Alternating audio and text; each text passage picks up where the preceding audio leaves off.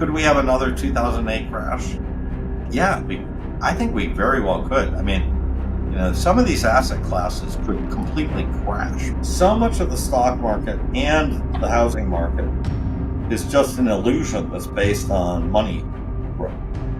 When you take the money growth out of it, it's like a lot of stocks return zero, net of money growth. So why do people store their money there? Well, they could just store it in Bitcoin. If you want the safety thing, I think probably for the next 20 years, it's just going to be Bitcoin. That's it. I feel like a lot more safe having all the Bitcoin, and I think you do as well, right? I think it gives you that feeling of safety. Bitcoin's going to go up 100x in purchasing power. It goes up 30x or 25x, but still amazing opportunity of purchasing power, life-changing for those who actually hold throughout the whole period. Fred Krueger begins by confronting Bitcoin's most common criticism, that it's too volatile to be used as money. He acknowledges the argument. Yes, today Bitcoin's purchasing power fluctuates wildly. You might afford a year's living expenses with one Bitcoin at $100,000, only to find it worth a fifth of that during a market downturn. But he says that's just a temporary phase in the monetization process.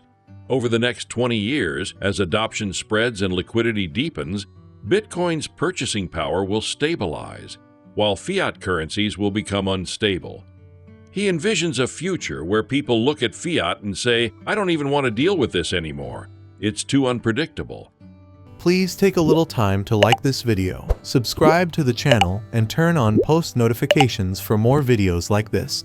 You can also check out our other videos on cryptocurrencies and the overall digital asset space and drop your comments and observations in the comments section below. Everything you do helps with the YouTube algorithm and immensely contributes to the channel's growth.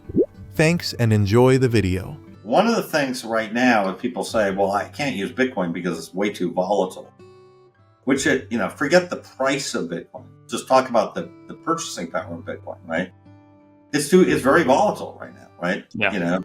You can live for, let's say you could live for a year off one Bitcoin at 100,000, and then all of a sudden you can't live off of it at 20,000, right? Then you could live like a king off of it at 1 million, right? So I expect that the purchasing power of Bitcoin in terms of goods and services is going to be more stable 20 years from now than fiat. Fiat's going to be unstable. It's going to start getting unstable, right? I think that we're going to have, big inflation, big drops. I mean, we could see people, and I think a lot of people will be like, look, I just don't even want to deal with fiat, right? It's too unstable, So I think the same criticism that people have about Bitcoin right now, they're going to have about fiat.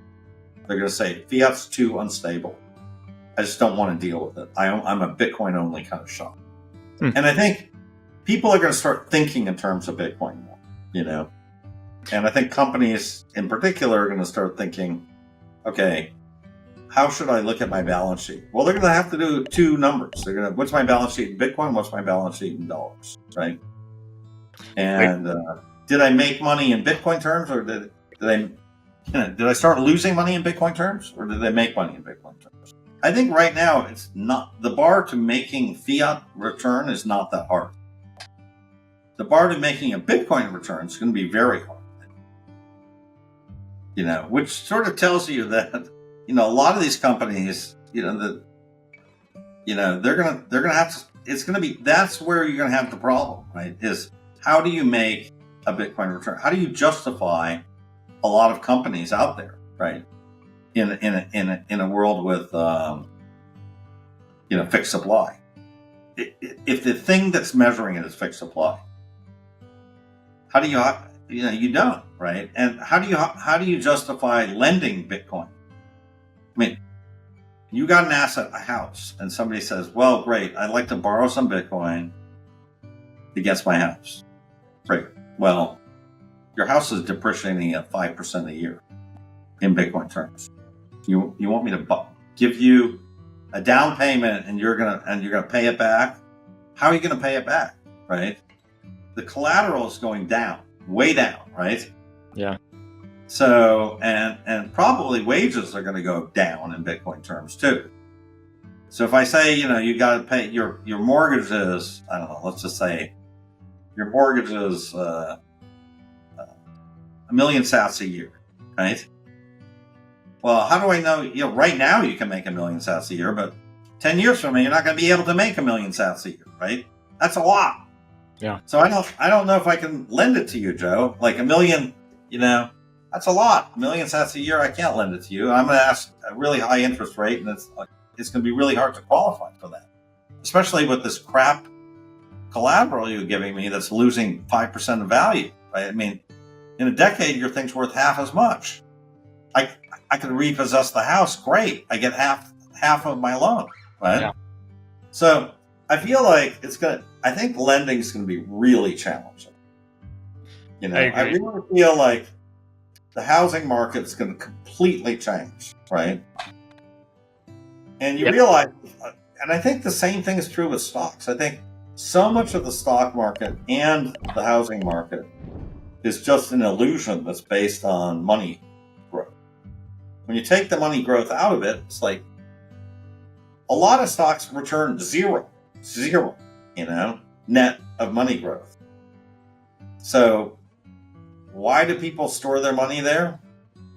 Well, they could just store it in Bitcoin. If you want the safety thing, I think probably for the next 20 years, it's just going to be Bitcoin. That's it, Yeah. So the way I would look at the portfolio construction is, 70% of your portfolio should be in Bitcoin. And then the other 30% kind of like really kind of whatever you're fascinated with, whatever your passion is. Could we have another 2008 crash? Yeah, I think we very well could. I mean, some of these asset classes could completely crash relative to, certainly relative to Bitcoin, but just in general, I think as people get over leveraged and with, and stretched with the valuation stretching, these things, we could have a crash in traditional markets. I'm not saying it has to happen, but it could, right? So we could have another 2008 type event. We could have another COVID type event. We don't know, right? But if I had to guess, I think there will be some kind of event between now and Bitcoin 10 million.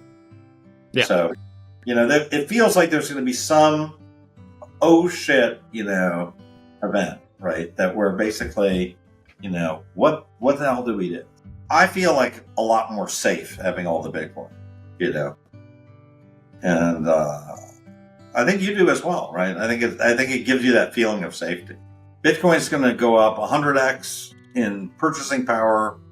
It goes up 30x or 25x, but still an amazing opportunity of purchasing power, life changing, right? For those who actually hold throughout the whole period. At 10 million, Bitcoin is probably the largest currency. Yeah. So it's like when you get to right now, you rank the currencies, dollar, yen, won, yen, pound, Bitcoin, it's down there. But Bitcoin will be the largest currency in 20 years, right? And so once you get to that largest position, and it'll be bigger than gold, right? So that kind of number I think it forces people to start denominating things in Bitcoin. And I think it will also be used as a means of exchange, right? So I think, even well before 20 years from now, I think Amazon will take Bitcoin, I think you will be able to pay your rent in Bitcoin. I think you will be able to get Bitcoin at your bank. I think Bank of America will sell you Bitcoin, and they'll have a column to see your balances in Bitcoin too. So I think we're going to sort of actually be in a hybrid system 20 years from now, and it'll be hybrid on all ways. You go to Chipotle, scan something, pay with sats. So I think that's going to happen then. So I think at this point, it's not going to be a secret anymore at all. Most people will have some kind of Bitcoin in some form. Not everybody, but some, will have some savings in Bitcoin. And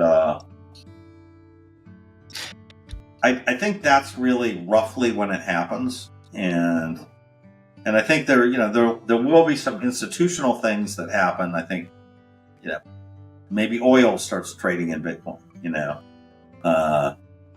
sort of, it becomes more of a neutral reserve asset and way of doing international settlements for trade. And I think that it's going to take two decades to do that. I mean, it could happen in a decade. I just don't think we're quite ready for it, And I don't think we're getting to $10 million Bitcoin. I'd be shocked. I could be wrong, That's not what the power law... The only way I see that happening is if we have some major crises, where, the wheels just start falling off the train. Krueger also sees massive social upheaval accompanying this shift, driven by artificial intelligence. AI, he warns, will automate vast sectors of the economy, potentially eliminating millions of jobs. Even skilled labor may not be immune, as humanoid robots begin performing physical tasks like plumbing and construction. This creates both a threat and an opportunity. The threat, a destabilized workforce and growing inequality. The opportunity, Bitcoin as the lifeboat, the asset that protects individuals from the chaos of automation and currency debasement. He calls Bitcoin the ultimate hedge against an uncertain future, a store of value that sits outside political control, immune to inflation, and globally accessible. If you don't have Bitcoin, you have the chance of something very bad happening to you is high. With AI, the advent of AI, you have a very good chance of losing your job in the next 10 years, right? Yeah. I mean, unless you work as a plumber, and I'm not even sure if that is 100%. At some point we're going to have these humanoid robots that are going to do plumbing jobs, but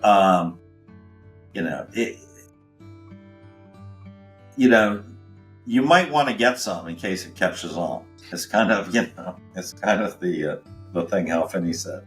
But, it's, I do think that it's going to be extremely challenging dealing with this, where this takes us as a society. And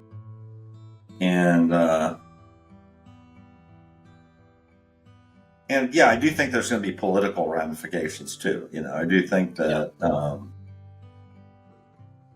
the other thing I think about AI is whether it's the left or the right that is in charge, they will know everything, right? So we're going to have an era where you're not going to be able to hide, really. You know what I mean? So, they're going to get you no matter what, in terms of, even spending your Bitcoin or whatever. They're going to get you. But I do think that, right now getting your Bitcoin could be kind of the lifeboat to this transition. And then ultimately, I think it's very positive, right? Like, ultimately, I think, once we transition to the new world order where the machines are doing all the work and we have the stable monetary system, I mean, it's great.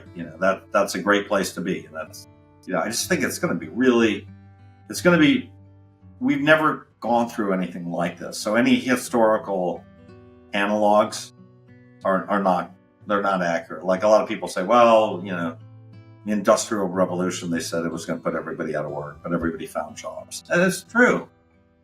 But maybe this time is different. Maybe this time actually we do have major problems with it. On the other hand, maybe AI just creates so much abundance and wealth that, that counterbalances things. So either way, I think as an investor, you're going to do incredibly well if you can manage to hold on to your Bitcoin in the next 20 years. I think it's going to really underperform Bitcoin. But I do think that, look, there's this mantra of 60-40. And, it makes no sense to me, because if you look at the historical returns, Bitcoin's winning in 8 out of 10 years. So where is the science behind that 60/40? There's no science, This is like the science behind bloodletting or something. There's no science there, It's just, but people, there's, hundreds of thousands of financial advisors that are just parroting that stuff. And so I think it's, I think most people will get it wrong. I think most people are going to get it too late, and when they do get it, they're going to be they're going to think too short term, and they're probably going to get caught up with too much leverage, like they always do. And so, I just feel like that model is wrong. Though. The 60/40 model is just an incorrect model, and I think stocks are going to underperform. And I think, I'm a little older, so I kind of remember from when I was up first on Wall Street, stocks were not such a hot deal.